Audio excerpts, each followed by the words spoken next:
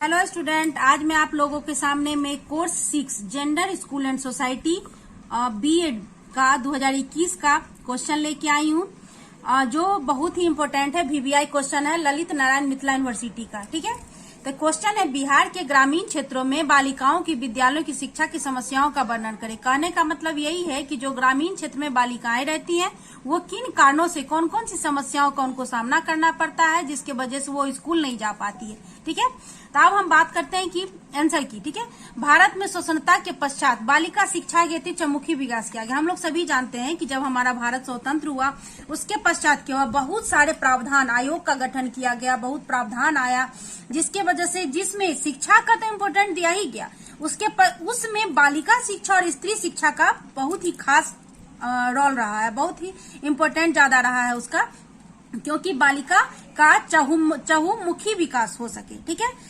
अब ये जो प्रावधान आया इसके प्रति क्या हुआ, इतने सारे जो प्रावधान आयोग का गठन किया हुआ तो शिक्षा के प्रति लोग जागरूक हो गए, बालिका शिक्षा के प्रति हो गए जागरूक, और फिर विद्यालय में उसका नामांकन में पर्याप्त वृद्धि होने लगा और लोगों की, हमारे समाज में, हमारे परिवार में जो लोगों की मानसिकता थी उसमें भी बदलाव आया और क्या हो गया, बालिका की शिक्षा के प्रति लोग जागरूक हो गए और जिस तरह से बालकों की शिक्षा की इम्पोर्टेंस समझने लगे, फिर उसके बाद बालिकाओं की शिक्षा को उतना ही इम्पोर्टेंस देने लगे। ठीक है, अब हम बात करते हैं, लेकिन ये तो ठीक है कि जब बालिका शिक्षा का महत्व दिया गया, उसके इम्पोर्टेंस को समझा गया, लेकिन अभी भी हम बात कर रहे हैं जो गांव में, जो ग्रामीण क्षेत्र में बालिकाएं विद्यालय में नहीं जा पाती है, बालिकाएं रहती है वो विद्यालय नहीं जा पाते हैं, उनके बहुत सारे समस्याओं का सामना करना पड़ता है जिसके फलस्वरूप वो विद्यालय नहीं पहुंच पाते हैं और वो अशिक्षित रह जाते हैं।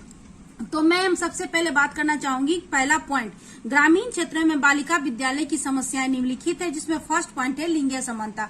इस पॉइंट को थोड़ा सा गौर से सुन लीजिए, आपको याद करने का जरूरत नहीं पड़ेगा, सिर्फ समझ लीजिए, सिर्फ पॉइंट देख लीजिए, आपका आंसर क्लियर है। ठीक है, अब हम बात करते हैं लिंगीय समानता। लिंगीय समानता क्या हो गया, गांव में हम लोग देखते हैं कि ग्रामीण क्षेत्रों में लिंगीय समानता का मतलब है कि लड़का और लड़की में विभेद। ठीक है, लड़की के जन्म पर खुशी न मनाना और लड़कों के जन्म पर खुशी मनाना, ये हो गया विभेद जो हुआ, वही लिंगीय असमानता, लिंगीय विभेद कहलाता है। ठीक है, जिसके वजह से लोग समझते हैं ग्रामीण क्षेत्र में कि लड़कों को स्कूल जाना चाहिए और लड़कियों को स्कूल नहीं जाना है, तो उनके शिक्षित होने का कोई उसका महत्व नहीं है, इस चीज को समझते हैं। ठीक है, ये मेंटलिटी है उनके पास, तो इसलिए वो लिंगीय असमानता के कारण बालिका क्या है, स्कूल नहीं पहुंच पाते। हम दूसरा पॉइंट की बात करते हैं, रूढ़िवादी विचार।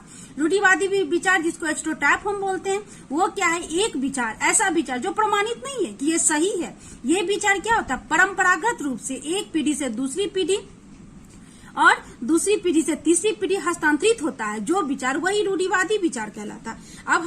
अब ये कहाँ प्रूफ है कि जो लड़की जो है लड़का ही मुख अग्नि देगा, ये क्या है, ये विचार है, रूढ़िवादी विचार है, जो कहीं प्रमाणित नहीं है कि लड़की मुख अग्नि नहीं देगी। ठीक है, ये इस तरह का जो विचार है जिसके वजह से बालिका क्या होती है, वो स्कूल नहीं जा पाती है। ठीक है, अब लोग ये रूढ़िवादी विचार ही है तो कि लड़की घर का चूल्हा चौकाई संभालेगी और लड़के घर का धन उपार्जन करेंगे। ये क्या कहीं पर विचार, ये क्या प्रूफ है, साइंटिफिक है, नहीं है प्रूफ, लेकिन ये रूढ़िवादी विचार है क्योंकि ये परंपरागत रूप से एक पीढ़ी से दूसरी पीढ़ी लोग हस्तांतरित हो गए और इस चीज को मानने लगे हैं। ठीक है, इसी कारण से ये बहुत बड़ी समस्याएं बालिकाओं के लिए उत्पन्न होती है। अब बात करते हैं हम तीसरा पॉइंट, अशिक्षा की। अशिक्षा क्या हुआ, जो फैमिली अनएजुकेटेड है, जो फैमिली शिक्षित नहीं है, वो फैमिली शिक्षा के इम्पोर्टेंस को नहीं समझ पाते और उनके दिमाग में यही सेट रहता है, उनकी मेंटलिटी यही रहती है कि लड़की को शिक्षित होने का कोई राइट नहीं है, उसको शिक्षित होके करेगी क्या, और लड़का ही शिक्षित होगा, क्योंकि लड़का शिक्षित होगा तो वो धन उपार्जन करेगा और धन उपार्जन करके हमारे परिवार की देखरेख करेगा। इस तरह की मेंटलिटी सेट है, जिसके कारण जो शिक्षित होते हैं परिवार, वो इस मेंटलिटी से तो परे होते हैं, लेकिन जो शिक्षित नहीं होते हैं इस चीज को मानते हैं कि लड़कियां स्कूल नहीं है। सामाजिक परिवेश की, सामाजिक परिवेश का मतलब क्या हो गया कि जैसा हमारा सोसाइटी होगा, ठीक है, उसके अनुसार हमें बालिका और बालिकों की शिक्षा का इम्पोर्टेंट दिया जाएगा। सामाजिक परिवेश, ऐसी बहुत सारी समाज होते हैं जो क्या करते हैं, रूढ़िवादी विचार वाले होते हैं। जैसे बहुत सारी उस समाज में कुरीतियां होती है, जैसे बाल विवाह हो गया, पर्दा प्रथा हो गया, दहेज प्रथा हो गया। ये सब कुरीतियां जो है समाज में होने के वजह से उसमें बालिकाओं को हीन समझा जाता है, उन्हें शिक्षा देने का अधिकार सही नहीं माना जाता है। इसीलिए अगर सामाजिक परिवेश अच्छा ना हो, सब कुरीतियां से भरी हुई हो, तो हमारे बालिका जो है, उस समाज की बालिका विद्यालय तक नहीं पहुंच पाती है। ठीक है। चौथा, अब हम बात करते हैं कि आर्थिक समस्या यानी इकोनॉमिक जो प्रॉब्लम है, जिसके वजह से क्या करते हैं, बालिका जो है स्कूल नहीं पहुंच पाती है।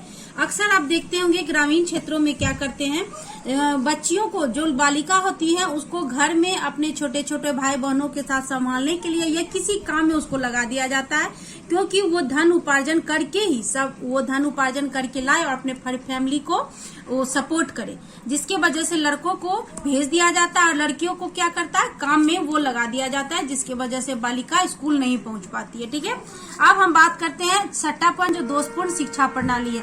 दोषपूर्ण शिक्षा प्रणाली का सेंस यही है कि हमारे अभी भी शिक्षा में ऐसी प्रणालियां सही से व्यवस्थित नहीं है, जैसे पुस्तकालयों की कमी है, सुशिक्षित शिक्षकों की पूर्णता अभाव है, जिसके कारण क्या करते हैं, बालिकाओं जो है वो अपने जीवन में किसी प्रकार का लाभ को अर्जित नहीं कर पाते हैं। ठीक है। और वो बालिका क्या करते हैं, जब अर्जित नहीं कर पाएंगे तो वो स्कूल जाना नेसेसरी नहीं समझते हैं और स्कूल उसको नहीं भेजा जाता है, वो विद्यालय तक नहीं पहुंच पाती है। आप बात करते हैं हम सातवां पॉइंट, जो पुरुष प्रधान समाज है। ठीक है। पुरुष प्रधान समाज का सेंस यही है कि जो पुरुष प्रधान समाज होता है उसमें स्त्रियों की स्थिति एकदम निम्न होती है। उसमें स्त्री को न कोई डिसीजन ले सकता है, न उसे शिक्षित करने का अधिकार दिया जाता है। वो उसमें जो भी डिसीजन लेगा वो पुरुष लेगा, स्त्री कुछ नहीं कर सकती है। और स्त्री अगर कोई डिसीजन या कुछ बात बोलती है तो उसमें वो कंफ्यूज रहती है, वो उसके लिए क्या करेगा, पुरुष के पास जाएगा। ठीक है। अब पुरुष से लेके डिसीजन तब आगे बढ़ेगा, यानी उसकी स्त्री श्रेष्ठ में पुरुष को ही श्रेष्ठ माना जाता है। और स्त्री की मानसिकता को क्या है, उसकी मानसिकता, उसकी मनोवृत्ति, उसकी जो रुचि होती है, ये सब चीज को महत्व नहीं दिया जाता है और उनके शिक्षा में बाधा का काम करता है। ठीक है। अब हम बात करते हैं आठवां, छात्रावास की कमी। अब हम देखते हैं कि छात्रावास की कमी के वजह से भी बालिका जो है वो स्कूल तक नहीं पहुंच पाती है। अब बहुत जैसे किसी भी आठवां पॉइंट, छात्रावास की कमी। छात्रावास की कमी का मतलब है कि जो अगर छात्रावास की कमी के वजह से भी क्या बालिका जो है स्कूल नहीं जा पाती है। दूर दराज और ग्रामीण क्षेत्रों में अक्सर आप देखते होइएगा कि विद्यालय नहीं होते हैं। ठीक है। जिसके वजह से अभिभावक अपनी बालिकाओं को छात्रावास भेजना चाहते हैं, लेकिन वो छात्रावास की कमी के वजह से वो क्या करते हैं, वो स्कूल जाने में उसको स्कूल तक नहीं जाने देते हैं, क्योंकि छात्रावास की कमी है। अब हम बात करते हैं आठवां पॉइंट, आवागमन के साधनों का अभाव। इसके वजह से क्या होता है, देखते होइएगा कि हमारे ग्रामीण क्षेत्र में दूर दूर पे स्कूल होते हैं, जिसके वजह से हमारी जो बालिकाएं होती हैं उनके कोई आवागमन का साधन नहीं होता है, उनके साधन का अभाव होता है, जिसके वजह से वो वहां तक नहीं पहुंच पाती है, स्कूल नहीं पहुंच। अब हम बात करते हैं 10वां पॉइंट, महिला विद्यालय एवं महिला अध्यापिकाओं का अभाव। ठीक है। अब हम इस तरह का हम देखते होंगे कि अभी भी हमारे समाज में, हमारे परिवार में शिक्षा अर्थात जो को एजुकेशन होता है, इसको अनुपयुक्त हमारे समाज में नहीं समझा जाता है। अब ऐसी परिस्थिति में जहां जिस स्कूल में महिला अध्यापिकाओं का अभाव है, उस स्कूल में क्या करेंगे, अपनी बेटी को वहां पढ़ाना, अपनी बालिकाओं को पढ़ाने के लिए वो नहीं तैयार होते हैं, क्योंकि वो उनको लगता है कि मेरी बेटी वहां, मेरी जो बच्ची है, मेरी जो बालिकाएं है वहां असुरक्षित है। इसीलिए महिला विद्यालय एवं महिला अध्यापिकाओं का अभाव के वजह से भी हमारी जो बालिकाएं हैं वो स्कूल तक नहीं पहुंच पाती है। अर्थात ये हुआ कि ये जितनी सारी समस्याएं हमारे सामने खड़ी होती है, जो हमारे बालिकाओं को स्कूल तक नहीं पहुंचने देती है। ठीक है। यही क्वेश्चन का आज मेरा आंसर था। विद्यालय की शिक्षा की समस्याओं का वर्णन करिए। ये 10 पॉइंट है, जिसको लिख दीजिएगा। 10 पॉइंट याद रखिएगा, जितना हम बताएं उसको अपने तरह से डील कर दीजिएगा। ये क्वेश्चन का आंसर उतना सफिशियंट है, बस पॉइंट याद रख लीजिए, आपको कोई तरह की दिक्कत नहीं होगी। ठीक है। अगर आपको मेरा वीडियो अच्छा लगे तो प्लीज लाइक करिए, सब्सक्राइब करिए और शेयर करिए, ताकि हम भी आपको फिर दूसरा फिर वीडियो प्रोवाइड करेंगे, जिसमें हम बालिका शिक्षा से क्या समझते हैं, उन समस्याओं को दूर करने के उपाय। बालिका समस्या मैंने बता दिया, अब इनको दूर करने के उपाय भी मैं अगले वीडियो में बताऊंगी। Thank you.